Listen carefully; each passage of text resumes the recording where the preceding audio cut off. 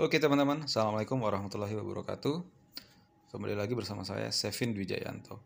Nah, di sini saya ingin membahas satu video atau menayangkan satu video. Tadi tuh baru lihat, sangat memotivasi untuk menurut saya bagi para orang-orang yang bingung ingin berbisnis seperti apa. Nah, di sini saya melihat video Helmiah ya, dia membahas tentang prioritas kita ingin berbisnis, berdagang, berjualan, tapi yang memiliki prospek kaya paling tinggi, paling kaya gitu. Nah, dia ada membagi masalah ide, produk, dan penjual. Nah, sini dibahas. Check it out, kita saksikan. Kali ini saya akan sharing pengetahuan apa atau kemampuan apa yang diperlukan agar kita bisa menjadi kaya. Dan ini hasil dari pengamatan saya, mulai dari melihat daftar orang terkaya di dunia, orang terkaya di Indonesia, atau sebagian besar orang-orang kaya yang pernah saya temui di Indonesia. Saya dulu kan berprofesi sebagai MC, saya banyak diminta untuk menjadi MC launching perusahaan mereka, produk mereka, atau launching anak-anak mereka, putra mereka menikah. Dan ini yang bisa saya sharing. Saya adalah seorang akuntan, saya paham betul yang disebut dengan bisnis proses. Jadi kita itu sebenarnya bisa mencari uang dari manapun. Jadi kalau kita melihat proses dari barang diciptakan, dari ide sampai dia dijual, kita lihat satu persatu. Sebelum barang tersebut menghasilkan uang, kan diawali dari ide. Jadi kita bisa mendapatkan uang dari menjual ide. Banyak tuh, ya. Ide dijual, kemudian kita mendapatkan uang. Ya. Kemudian kita juga bisa mendapatkan uang dari mendesain. Jadi dari ide biasanya didesain. Misalnya kita ingin membuat sepatu, ya. Sepatu misalnya untuk perempuan yang nyaman dipakai, misalnya, ya. Dan kemudian ada ahli desain, bagaimana menciptakan sepatu yang untuk perempuan, yang nyaman dipakai, yang seperti ide yang diminta. Ya. Kemudian setelah itu, baru diproduksi kan? Diproduksi. Dan setelah diproduksi, baru dijual. Sekali lagi, ide, desain, produksi, jual.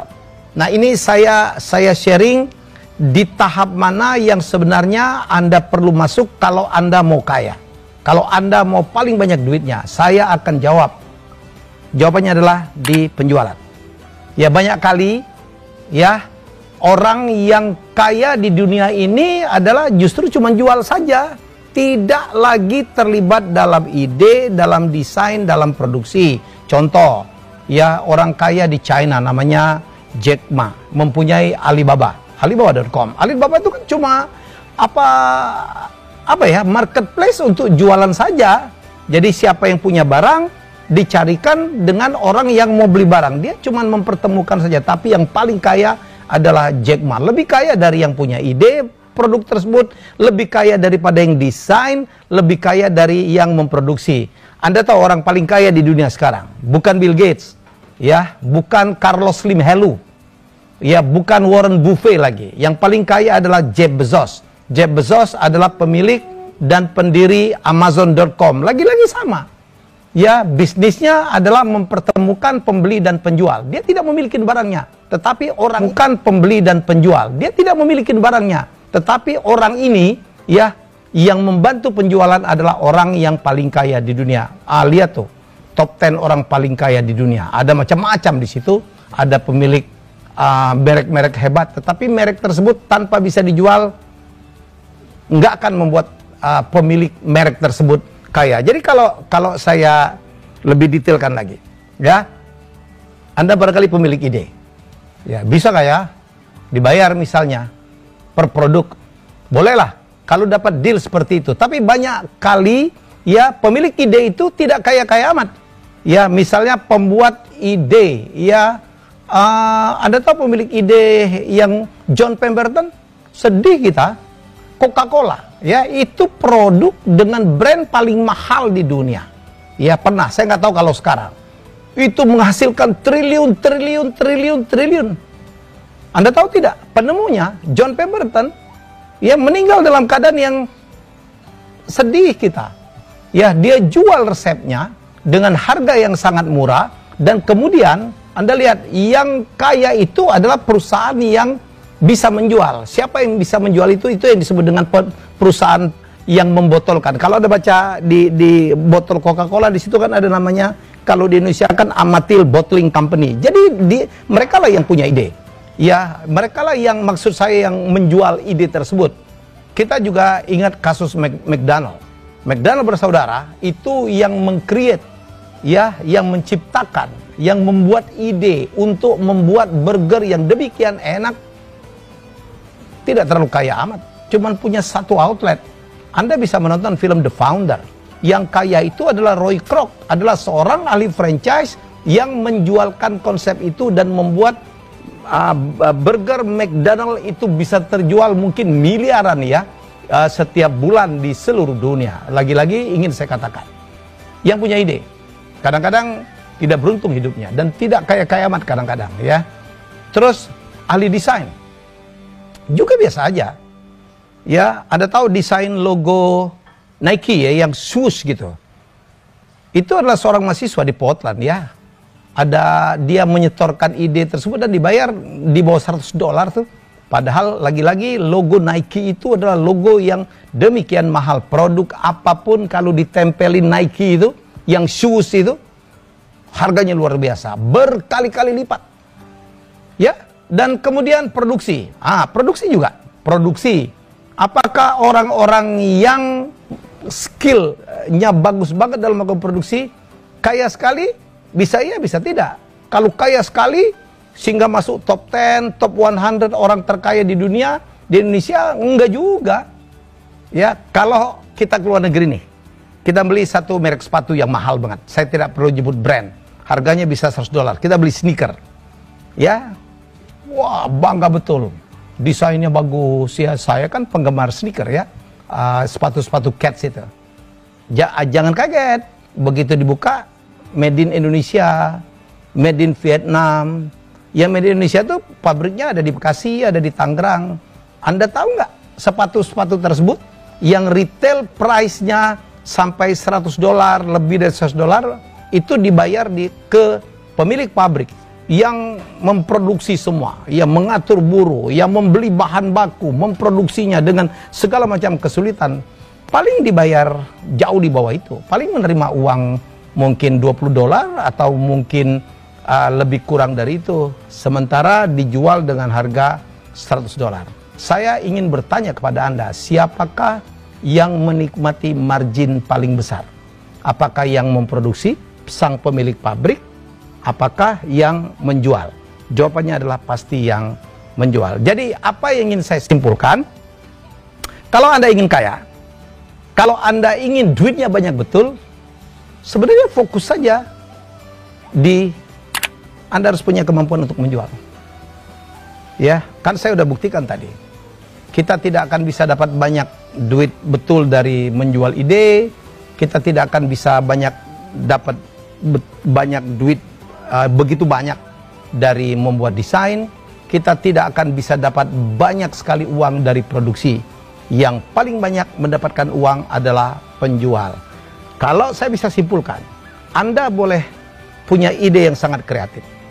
Anda boleh ahli desain. Anda boleh jago produksi. Tapi kalau ide Anda, desain Anda, kalian produksi Anda, produk yang Anda produksi tidak bisa dijual, selesai.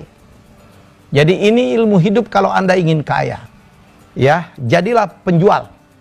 Anda harus punya kemampuan yang baik untuk menjual. Kadang-kadang bila perlu Anda tidak perlu kreatif amat. Anda nggak jago desain, Anda nggak punya ide, Anda nggak bisa produksi. Jadilah penjual. Saya kemarin mengundang Dewa Eka Prayoga, seorang penjual yang maha handal. Saya udah bertemu semua deh. Konglomerat Indonesia, orang-orang kaya in the top 10, in the top 20, rata-rata adalah jago jualan. Kadang-kadang barangnya adalah bukan barang mereka. Sekarang kita punya orang, apalagi zaman digital sekarang ya, ada orang yang kerjanya cuma jualan aja, ngambil barangnya dari orang.